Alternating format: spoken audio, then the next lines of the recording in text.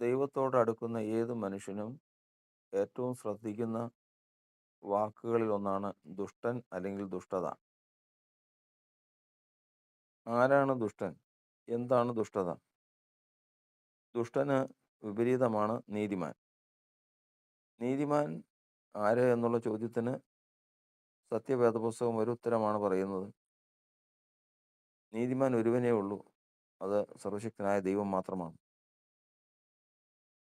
അവനിൽ മാത്രമാണ് നീതിയുടെ സമ്പൂർണ്ണത ദർശിക്കാനും അനുഭവിക്കാനും സാധിക്കൂ. അപ്പോൾ പിന്നെ അതിന് വിപരീതമായ ഒന്നാണ് ദുഷ്ടത. അതാരാണ്? അത് സംശയമില്ല, ദൈവത്തിൻ്റെ എതിരാളി തന്നെ. ഈ എതിരാളിയാണ് പിശാച്. അവനാണ് സാത്താനായി തീർന്നത്. സാത്താൻ എന്നാൽ എതിരാളി എന്നർത്ഥം. അങ്ങനെ എതിരാളിയായി തീർന്ന സാത്താൻ, എതിരാളിയായി തീർന്ന പിശാച് അവ പുറപ്പെടുവിക്കുന്നതാണ് ദുഷ്ടത. ഈ ദുഷ്ടത എവിടെ നിന്ന് വരുന്നു, എങ്ങനെ വരുന്നു എന്നുള്ള ചോദ്യത്തിന് പിശാച് എങ്ങനെയായി തീർന്നു? ദൈവത്തിൻ്റെ ഒരു വിശ്വസ്തനായ ദൂതൻ തന്നെയായിരുന്നു പിശാച്. പിന്നെ അവനിൽ എങ്ങനെ ദൈവത്തിന് ഇഷ്ടമല്ലാത്ത ഈ കാര്യം വന്നു എന്നുള്ളതാണ്. അതിന് മറ്റൊരു വശമാണ്. ദൈവം വെളിച്ചമാകുന്നു. വെളിച്ചത്തിന് വിപരീതമാണ് ഇരുട്ട്. ഇരുട്ട് എന്ന് പറയുന്നത് ഇല്ലായ്മയാണ്. ഇരുട്ടിൽ നിന്നാണ് വെളിച്ചം ഉദിക്കുന്നത്. അതായത് ഇല്ലായ്മയിൽ നിന്നാണ് ഉണ്മ ഉളവായി വരുന്നത്. അങ്ങനെ ഇരുട്ടിൽ നിന്ന് വെളിച്ചം ഉദിക്കുമ്പോൾ വെളിച്ചത്തിനെതിരായിട്ട് എപ്പോഴും ഇരുട്ട് നിൽക്കും. ഉണ്മയ്ക്കെതിരായിട്ട് എപ്പോഴും ഇല്ലായ്മ നിൽക്കും. ഇത് സൃഷ്ടിയുടെ അനുഭവമാണ്. ദൈവത്തിൻ്റെ സ്വഭാവം അതാണ് നീതി. ദൈവം നീതിമാനെന്ന് പറയുമ്പോൾ അതെവിടെ വെളിപ്പെടുന്നു എന്ന് ചോദിച്ചാൽ ദൈവത്തിൻ്റെ സ്വഭാവത്തിലാണ് അത് വെളിപ്പെടുന്നത്. ദൈവത്തിൻ്റെ സ്വഭാവം എവിടെയാണ് നിലകൊള്ളുന്നത്? ദൈവത്തിൻ്റെ ഒരു മനുഷ്യൻ്റെ സ്വഭാവം അവൻ്റെ ഇഷ്ടം നോക്കിയാൽ അറിയാം, അല്ലെങ്കിൽ മനസ്സ് നോക്കിയാൽ അറിയാം. ഇതുപോലെ ദൈവത്തിൻ്റെ ഇഷ്ടം നോക്കിയാൽ അറിയാം നീതി ഏതാ, അവൻ്റെ എവിടെയാണ് നീതി നിലകൊള്ളുന്നതെന്ന്. ദൈവത്തിൻ്റെ ഇഷ്ടമാണ് ദൈവത്തിൻ്റെ പുത്രനായ ക്രിസ്തു. ഇപ്പോൾ ദൈവത്തിൻ്റെ നീതി നിലകൊള്ളുന്നത് എവിടെയെന്ന് ചോദിച്ചാൽ ക്രിസ്തു എന്ന ദൈവപുത്രനിലാണ് ദൈവത്തിൻ്റെ നീതി നിലകൊള്ളുന്നത്. ക്രിസ്തു ആണ് വഴിയും സത്യവും ജീവനും. അതുകൊണ്ട് തന്നെ സ്വാഭാവികമായിട്ട് ദൈവത്തിൻ്റെ എതിരാളിയായ ആയിത്തീർന്ന പിശാച് ആരോടാണ് അവൻ എതിർപ്പ് എന്നുള്ള ചോദ്യത്തിന് ദൈവത്തോട് എതിർക്കാൻ ദൈവത്തോട് എതിർക്കത്തക്കതായ ഒന്നും ദൈവത്തെങ്കിലില്ല. അത് തന്നെയല്ല, ദൈവത്തിനോട് ദൈവം ഏകനെന്ന് വിശ്വസിക്കുകയും വിറയ്ക്കുകയും ചെയ്യുന്നവനാണ് എതിരാളിയായ സാത്താൻ. അവന് പ്രതികാരമുള്ളതും അവന് എതിരുള്ളതും വെളിച്ചത്തോടാണ്. അതായത് ദൈവപുത്രനോടാണ്, ക്രിസ്തുവിനോടാണ്, ദൈവജ്ഞാനത്തോടാണ്, ദൈവേഷ്ടത്തോടാണ്. അവിടെയാണ് അത് തമ്മിലാണ് യുദ്ധം ആരംഭിക്കുന്നത്. ഇരുട്ടും വെളിച്ചവും തമ്മിലുള്ള യുദ്ധം വരുന്നത് അവിടെ വെച്ചാണ്. അങ്ങനെ ദൈവത്തിൽ നിന്ന് ദൈവിക സ്വഭാവം വെളിപ്പെടുമ്പോൾ ആ ദൈവിക സ്വഭാവത്തിന് വിപരീതമായിട്ട് ദൈവത്തിൻ്റെ എതിരാളിയായി തീർന്ന പിശാചിൽ നിന്ന്, സാത്താനിൽ നിന്ന് പൈശാചിക സ്വഭാവം വെളിപ്പെട്ടു വരും. അപ്പോൾ പൈശാചിക സ്വഭാവം വെളിപ്പെട്ടു വരുന്നത് എവിടെ നിന്ന് ചോദിച്ചാൽ ഇരുട്ടിൽ നിന്ന് പറഞ്ഞാൽ ഇരുട്ടിന് അസ്തിത്വമില്ല, നിലനിൽപ്പില്ല. കാരണം വെളിച്ചമേ ഉള്ളൂ. ഒരു മുറിക്കകത്ത് ലൈറ്റ് ഇട്ട് കഴിഞ്ഞാൽ വെളിച്ചം പുറത്തു പോകുന്നു. ലൈറ്റ് ഓഫ് ചെയ്ത് കഴിഞ്ഞാൽ വെളിച്ചം അകത്തേക്ക് വരുന്നു. ഇനി വെളിച്ചത്തെ നീക്കാൻ തക്കവണ്ണം ഇരുട്ട് വരുത്താൻ പറ്റില്ല. കാരണം ഇരുട്ടെന്ന് പറയുന്നത് ഇല്ലാത്തതാണ്. അതുകൊണ്ട് തന്നെ സാത്താനിൽ എങ്ങനെ ഈ സ്വഭാവം ഉരുത്തിരിഞ്ഞു വരുന്നു എന്ന് ചോദിച്ചു കഴിഞ്ഞാൽ ദൈവിക സ്വഭാവത്തിന് വിരുദ്ധമായിട്ട് ഉള്ള സ്വഭാവം എന്ന് മാത്രമേ അതിനർത്ഥമുള്ളൂ. അതായത് ഒരു മുറിയിൽ ലൈറ്റ് ഓഫ് ചെയ്യുമ്പോഴത്തേക്കും ലൈറ്റ് ഓഫ് ചെയ്യുമ്പോഴത്തേക്കും ഇരുട്ട് കടന്നു വരുന്നത് പോലെ ദിവ്യ സ്വഭാവം മാറുമ്പോൾ അതിന് വിപരീതമായിട്ടുള്ള കാര്യം വെളിപ്പെട്ട് വരുന്നു എന്നേ ഉള്ളൂ. അതായത് ഒരു മനുഷ്യൻ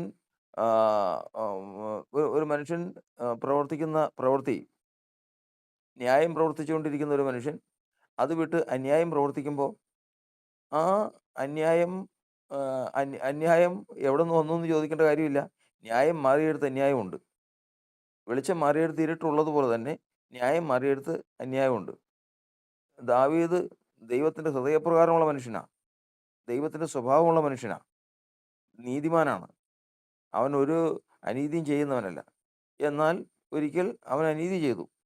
ആ അനീതി ചെയ്തതോടുകൂടി അവൻ്റെ ആ അനീതി ഏഹ്, എവിടെ നിന്ന് വന്നു എന്ന് ചോദിച്ചു കഴിഞ്ഞാൽ, ആ അനീതിക്ക് പ്രത്യേകിച്ച് ഉറവിടമില്ല. അവനിൽ നിന്ന് നീതി നഷ്ടപ്പെട്ടു പോയപ്പോൾ അനീതി അവൻ ചെയ്തു. എങ്ങനെ നീതി നഷ്ടപ്പെട്ടു? ആ നീതി നഷ്ടപ്പെട്ട സാഹചര്യമാണ് വചനത്തിൽ നമ്മൾ വായിക്കുന്നത്. അവൻ മട്ടുപ്പാവിൽ നിന്ന് നോക്കിയപ്പോൾ ഒരു സ്ത്രീ കുളിക്കുന്നത് കണ്ടു. കുളിക്കുന്നത് കണ്ടു കഴിഞ്ഞപ്പോൾ അവനിൽ മോഹമുദിച്ചു. മോഹമുദിച്ചതോടുകൂടി അവൻ ആ സ്ത്രീയിൽ ആകൃഷ്ടനായി. അവൻ ആ സ്ത്രീയെക്കുറിച്ച് അന്വേഷിച്ചപ്പോൾ ആളാരാണെന്ന് മനസ്സിലായി. അവളെ അരമനയിൽ വിളിച്ച് തൻ്റെ ഭാര്യയാക്കി തീർത്തു. അവളുടെ ഭർത്താവിനെ കൊന്നുകളഞ്ഞു. ഇത്രയെല്ലാം ചെയ്തത് അനീതിയാണ്. ഈ അനീതി മുഴുവനും അവനിൽ നിന്ന് ചെയ്തു. അവനിൽ നിന്ന് നീതി വിട്ടുമാറി. ഈ അനീതി ചെയ്യാനായിട്ടൊരു പ്രമാണത്തിൻ്റെ ആവശ്യമില്ല. അതിന് പ്രത്യേകിച്ച് ഒരു ഉറവിടത്തിൻ്റെ ആവശ്യമില്ല. കാരണം നീതി വിട്ടു മാറിക്കഴിഞ്ഞാൽ ഇതെല്ലാം സ്വാഭാവികമായിട്ട് സംഭവിക്കുന്നതാണ്. ആദ്യം പറഞ്ഞതുപോലെ വെളിച്ചം നീങ്ങിപ്പോകുമ്പോൾ ഇരുട്ട് എവിടെ നിന്ന് കടന്നു വരുന്നു എന്ന് ചോദിക്കേണ്ട, അവിടെ ഇരുട്ടാണ്. ഇതുപോലെ ന്യായം പോയി കഴിയുമ്പോൾ വരുന്നതാണ് ഈ അന്യായം.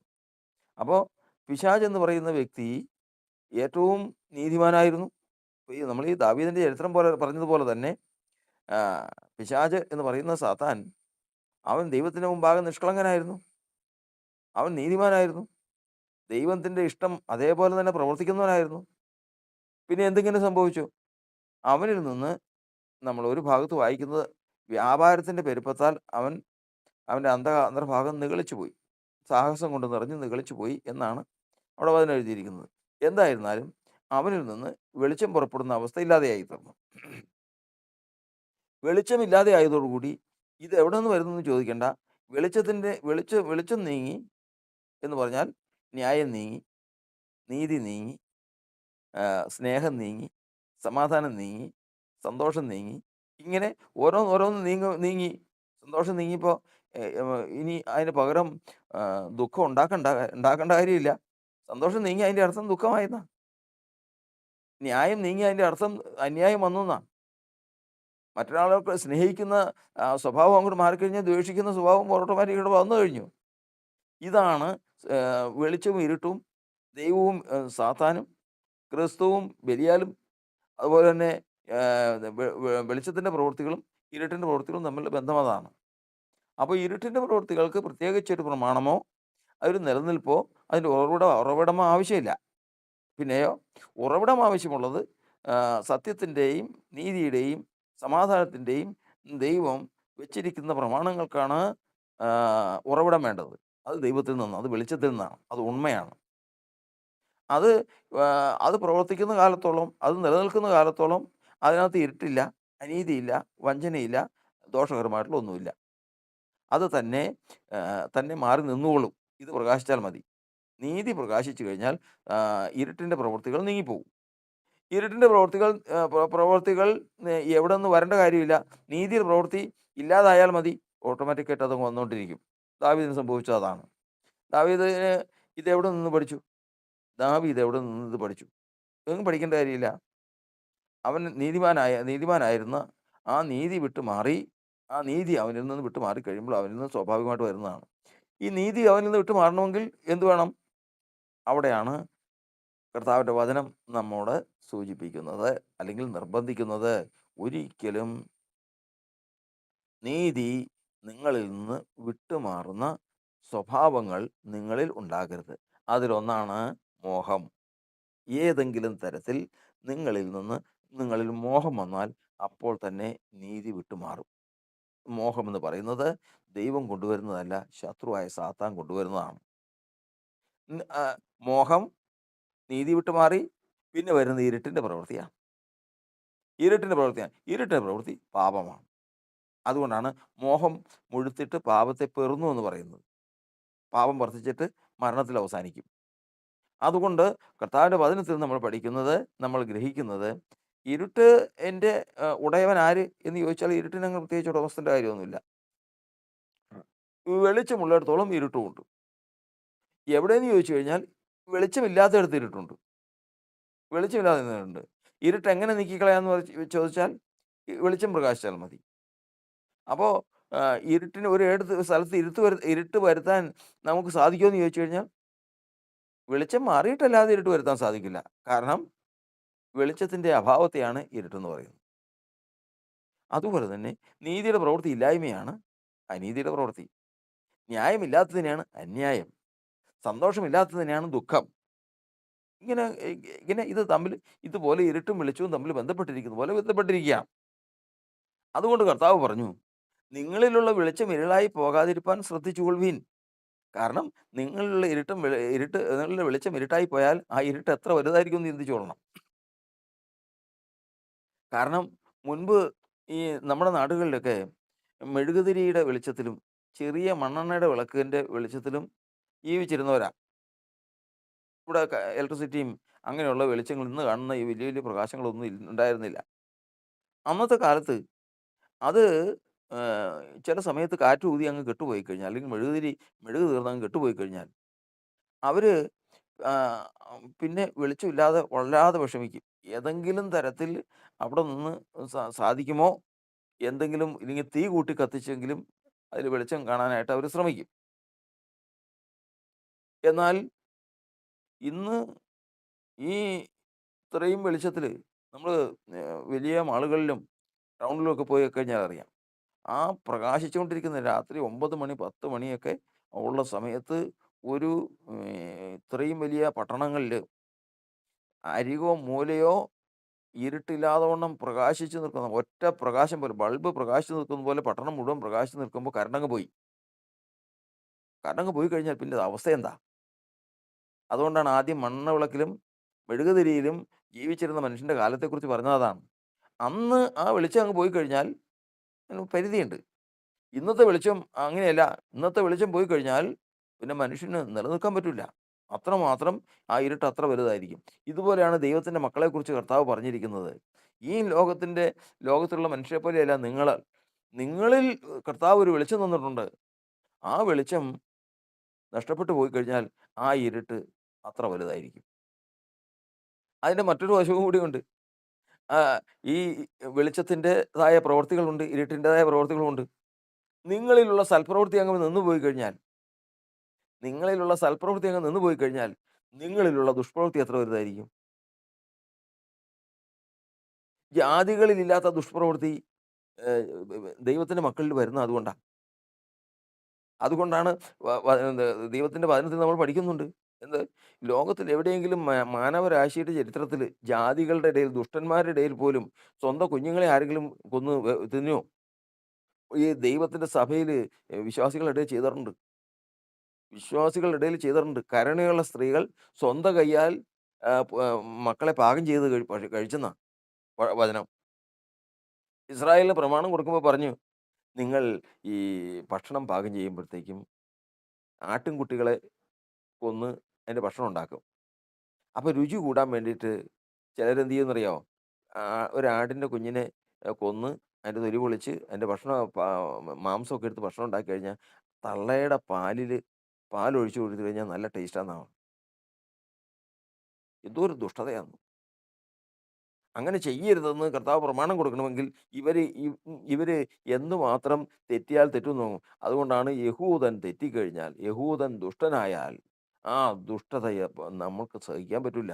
ആർക്കും മാനവരാശിക്ക് ആ ഒരു ചിത്തപ്പേരാ ഈ ദൈവത്തിന്റെ ജനത്തിന് ഈ അന്നും ഉള്ളത് ഇന്നും ഉള്ളത്.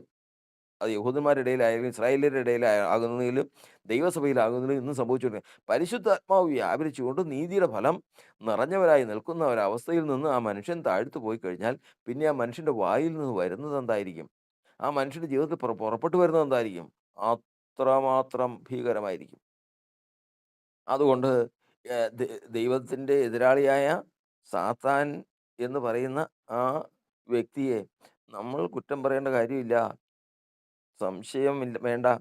നമ്മിലുള്ള വെളിച്ചം ഇരുട്ടായി പോയി കഴിഞ്ഞാൽ, അല്ലെങ്കിൽ നമ്മളിൽ നിന്ന് നീതിപ്രവൃത്തിയൊക്കെ അങ്ങ് വിട്ടുപോയി കഴിഞ്ഞാൽ, പിന്നെ സംഭവിക്കുന്നത് എന്താണെന്നറിയാമോ?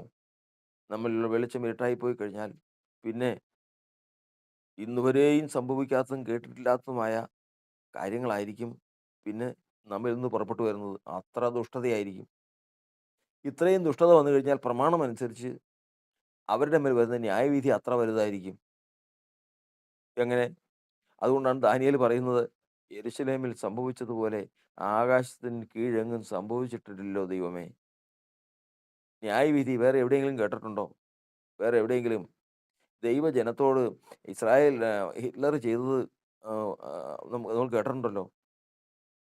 ദൈവത്തിന്റെ ജനത്തെ യഹൂദന്മാരെ തുണി ചുറ്റി എണ്ണയൊഴിച്ച് കത്തിച്ച് സ്ട്രീറ്റ് ലൈറ്റ് കത്തിച്ചെന്നൊക്കെ കേട്ടിട്ടുണ്ടല്ലോ.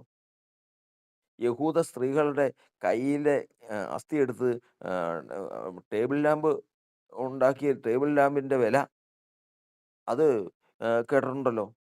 കാരണം അത്ര ഭയങ്കര ന്യായവിധിയായിരിക്കും ഇങ്ങനെ ദൈവത്തിന്റെ ജനം ദൈവത്തിന്റെ ജനത്തിന്.